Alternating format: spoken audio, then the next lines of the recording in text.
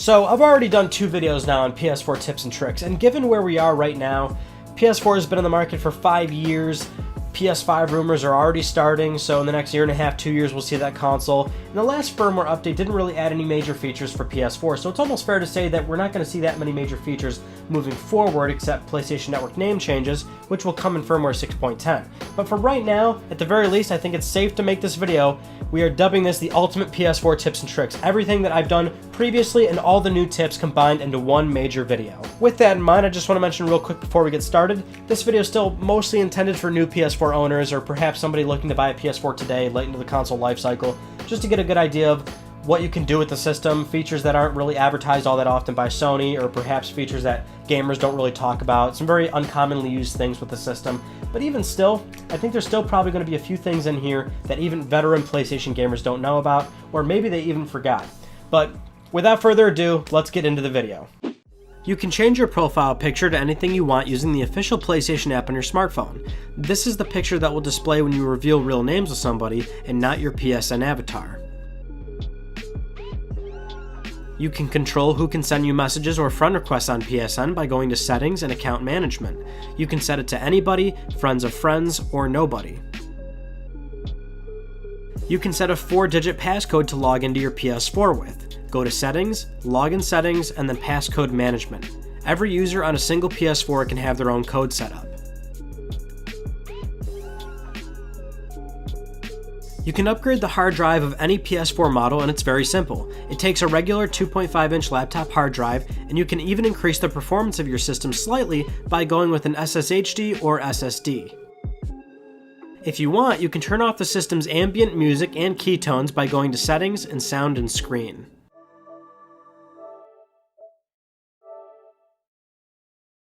You can control the volume of the DualShock 4 speakers by holding the PlayStation button and adjusting it in the quick menu. You can also lower the brightness of the light bar.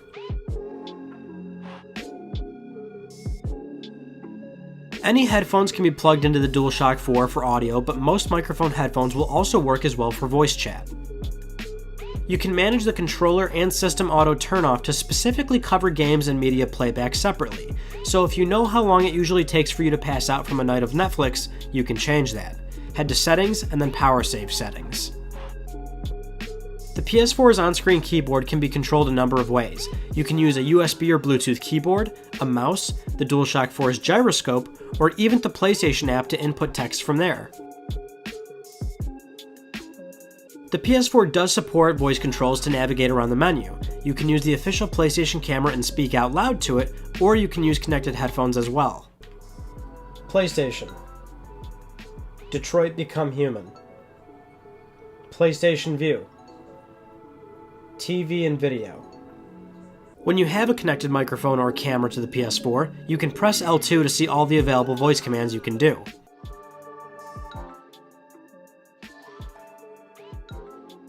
I notice a lot of my friends are afraid of PS4 standby mode and turn their systems completely off, but it's very handy. The system is in a low power state and downloads all of your patches and firmware updates so you don't have to when you turn it back on. It can also charge controllers and other peripherals this way as well, and these settings can be adjusted under Power Save Settings. You can set how long you want the system to supply power to the USB ports, and if the system can be turned on remotely or not, or if suspended applications stay open the next time you boot up the system. Double tap the PlayStation button quickly to go directly back to your last used application. When navigating the horizontal view of apps and games, you can tap the PlayStation button once to jump to the current running application. The PS4 does have a working web browser, but perhaps the most useful thing about that feature is that Pornhub does work. PS4 is always recording your gameplay, and there's a number of settings you can play around with. From the Share button quick menu, go to Sharing and Broadcast settings, and you can change the length of your clips and the resolution. You can go to Audio Sharing and allow your microphone audio to be recorded on top of your gameplay. Or allow your party chat audio to be recorded as well, as long as the other party members allow it in their settings. If you'd like to add voiceover and video to gameplay you've already recorded, download the Share Factory app from the PlayStation Store. This is Sony's free application that lets you splice together clips and edit your gameplay with transitions and voiceovers. If you don't want to use Share Factory, you can export your clips to an external hard drive or USB stick to edit your footage on a computer. Go to your video clips and hit options to copy the specific videos you want to transfer. Instead of thumbing through the menus to turn off your DualShock 4, just hold the PlayStation button down for 10 seconds and it'll turn off.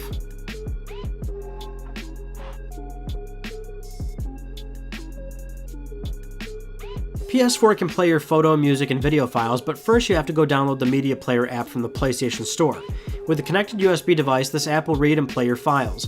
But in order for the PS4 to properly read these files, you must first have folders set up on the USB device labeled Photo, Music, and Video all in capital letters. Place the proper files where they belong and the PS4 will read them correctly. If you keep your PS4 in standby mode, you can completely download games remotely from the mobile app or the PlayStation storefront on a computer. That way, it's ready to go before you get home. Also, for games that are unreleased but coming soon digitally, PS4 supports preloading before it comes out, so that way you can play the title the second it's released. When using PlayStation Move controllers for games or VR, you can navigate the main UI by flicking the Move controller and gliding through the menus. There's a number of ways you can personalize your PS4 outside of regular lame system decals. Sony sells colorized faceplates for the original PS4 models, and some companies have creatively made decals for the DualShock 4's light bar, which are really cool. Go to Settings and then System and enable HDMI device link. This is a feature that works with compatible TVs that allows the PS4 to turn on and off with the TV, so you don't have to turn both of them on or off separately. If you have a lot of content on your PS4 but don't like using the library section, you can go to Settings and then System and uncheck the option Limit Number of Content Items on Home Screen. Now every single piece of content you've ever downloaded is available on your main screen. When you're on the main view of your horizontal apps, you can press R1 or L1 to glide across the very end of your list. Sony sells officially licensed remotes for PS4, but if you don't have or want those, the PS4 is also supported by compatible LG and Logitech Harmony remotes. You can check out a game's patch notes by hitting the Options button on it and hitting Update History. While this isn't the most ideal scenario, you can use a PlayStation Vita as a second controller on PS4. Just connect a Vita with Remote Play and then disconnect the DualShock 4. Turn the DualShock 4 back on and it will prompt a new login. Now you have two controllers, with one of them being a Vita.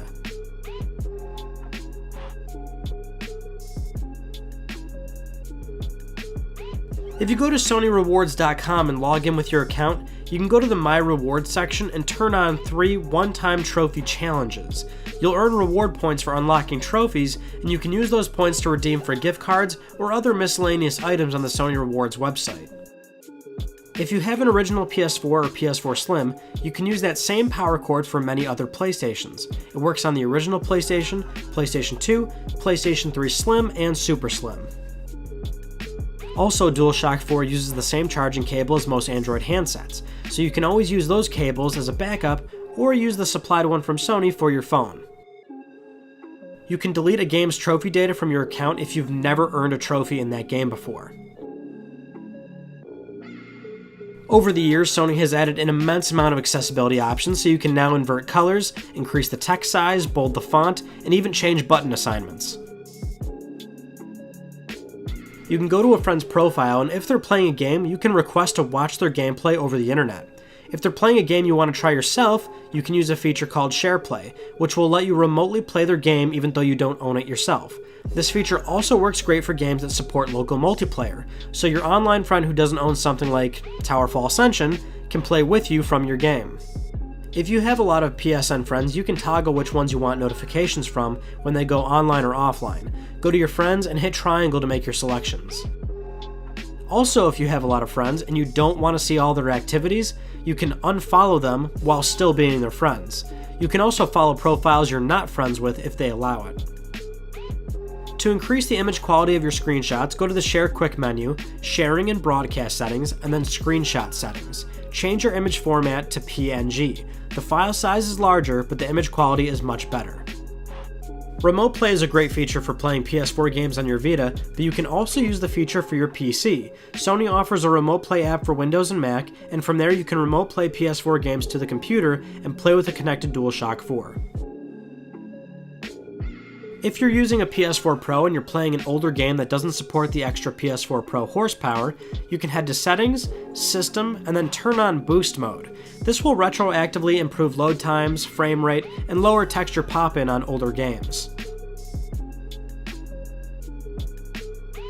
If you happen to have or want a PS4 Pro but don't have a 4K television, you can still benefit from the added power. Many developers have been adding toggles in their games that allow you to allocate your extra performance elsewhere, so you can favor a higher frame rate over a higher resolution, and these options are there even if you do use a 4K television. If you have a PS Plus membership, Sony makes it easy by letting you just add the games to your account instead of downloading them immediately. So even if they leave PS Plus, you can always go back to your library and download them when you're ready to play. But some of these games may even support a PS Vita version via cross-buy, so when you're downloading a free cross-buy game, you're also getting the Vita version for free. So if you don't have a Vita yet and you're considering buying one, you might already have a lot of Vita games ready to download to your account. Some will even support cross-saves. You can play custom music while playing games using Spotify, and you can even control the music from your phone with the Spotify app. Or if you want to use your own files, you can play them from a USB device from the media player I mentioned earlier. You can customize the PS4's background, and there are thousands of themes you can buy on the PlayStation Store, but you can also use any screenshots you take. But if you really want to customize, you can import photos from a USB device. You can use images up to 3840 by 2160 for 4K televisions. By default, when you're using PlayStation VR, the screen brightness setting is at the highest right away. If you find yourself getting motion sick or experiencing eye strain rather quickly, try lowering this in the PlayStation VR settings. When first purchasing PlayStation VR, don't buy any games at all right away. There are a lot of free demos and experiences on the PlayStation Store, and it's important to try many things right away to see what your body can tolerate in terms of motion sickness and overall comfortability. When using PlayStation VR, if you experience your viewpoint and body not lining up that properly, you can hold the options button to reset your body placement and viewpoint in the world. Make sure you're facing the TV directly, and then reset it from there. PlayStation VR also supports 3D Blu-rays and reproduces the 3D effect very well. Because it simulates a giant movie screen, it almost feels like you're right back at the movie theater. If you don't want to remote play to a Vita or a computer, you could remote play to a PlayStation TV, or PS Vita TV it was called in the East. This will essentially let you play your PS4 remotely on another TV in your house, or even on the other side of the world if you allow your PS4 to be turned on and off remotely over the internet.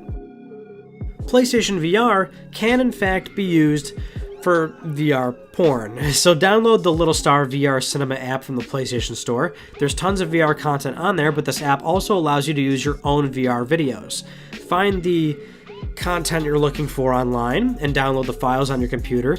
The files must be renamed for the Little Star app to properly read them. From there, you can put those on a USB drive, put that in the PS4, and start the Little Star app. And if you've done everything correctly, you're good to go.